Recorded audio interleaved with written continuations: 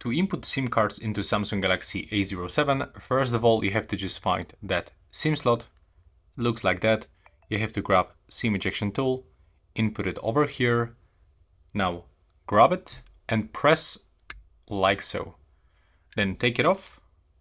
Now you have to remove that slot. And as you can see right here, we can input 2 SIM cards. So we have to rotate them. And let's input the first SIM card. And also the second one. And it looks just like that. So now if we want to put it back, so now to put it them, we have to actually rotate our smartphone like that to get this circle. And now as you can see, we are able to properly insert them. Now press, and as you can see, both SIM cards are inside.